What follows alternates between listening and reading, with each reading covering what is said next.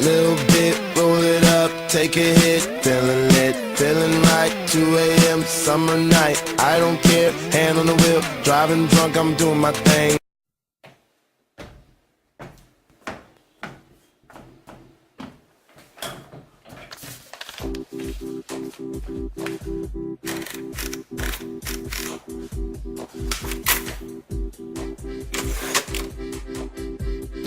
Peruano.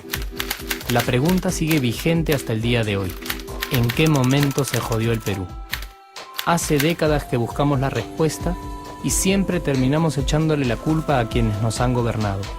Es más fácil decir que nuestro Perú se hundió por la reforma agraria de Velasco, porque el arquitecto no le dio importancia al terrorismo, por culpa del primer gobierno de Alan y su tren cargado de inflación e inoperancia económica, por culpa del autogolpe, los Vladivideos y la corrupción en el gobierno Fujimori, por culpa de los whiskies y la hora cabana, por culpa de la mayoría de la clase política que gobernó y gobierna el Perú y que sigue viviendo en el escándalo y en la corrupción.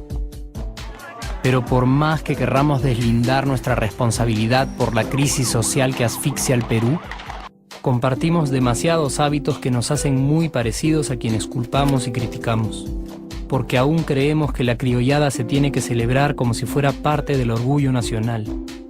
Somos vivos y por eso compramos facturas para pagar menos impuestos.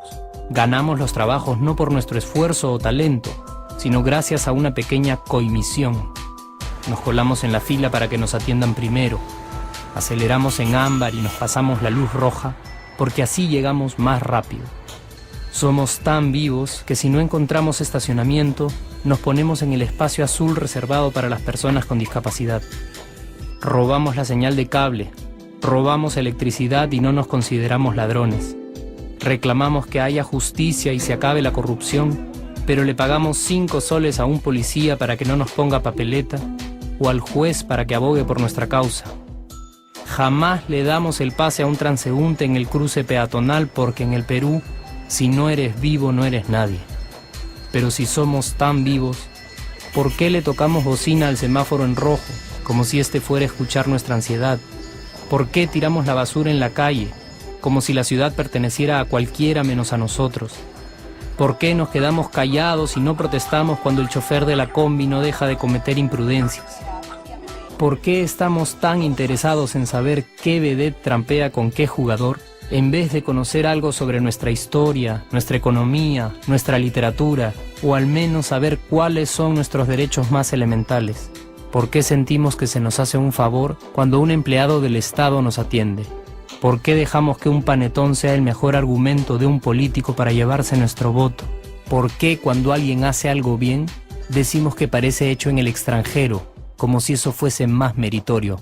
¿Por qué no nos sentimos orgullosos de nuestra diversidad cultural? ¿Y por qué, si somos tan vivos, seguimos alimentando este círculo vicioso que no nos deja avanzar como sociedad y nación? Es cierto que nuestros niveles educativos dan pena, y si queremos llegar a ser un país con posibilidades de desarrollo, se tiene que invertir en escuelas y capacitar a los maestros. Pero ¿de qué nos servirá una buena educación fuera de casa cuando dentro educamos a nuestros hijos dándoles el peor ejemplo? Es cierto que se necesitan medidas urgentes para frenar la ola de delincuencia y violencia que azota al país. Pero ¿de qué nos servirá pacificar las calles cuando en nuestros hogares la violencia física y psicológica parece haberse institucionalizado? Es cierto que se necesita una verdadera reforma judicial para que en el Perú se pueda hablar de justicia, pero ¿de qué servirá lograrlo cuando la mayoría de nosotros sigue avalando la ley del más fuerte, del más rico, del más vivo? Es cierto que para reducir los conflictos sociales se requiere del diálogo, pero ¿de qué nos servirá ese diálogo si seguimos pensando que dialogar es imponer nuestras ideas y no escuchar al que piensa diferente a nosotros? Es cierto que necesitamos mejores leyes de inclusión social y muchísimos más proyectos de integración. Pero ¿de qué nos servirán estas leyes y proyectos si hasta el día de hoy la publicidad peruana define nuestros estratos socioeconómicos por el color de la piel y a nadie le parece raro?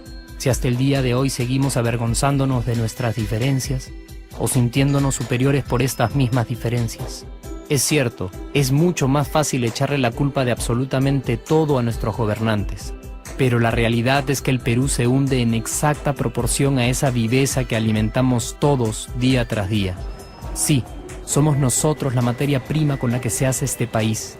Y si no corregimos nuestros hábitos, si nuestra materia prima sigue adulterada, cualquier producto que hagamos también saldrá adulterado. Y por más logros que obtengamos en nuestra economía, en los deportes, en las artes, en nuestra cocina, por más orgullosos que nos sintamos de nuestros representantes, de nuestra historia, de nuestras maravillas o de nuestra creatividad, si no cambiamos estos hábitos, seguiremos preguntándonos ¿en qué momento se jodió el Perú?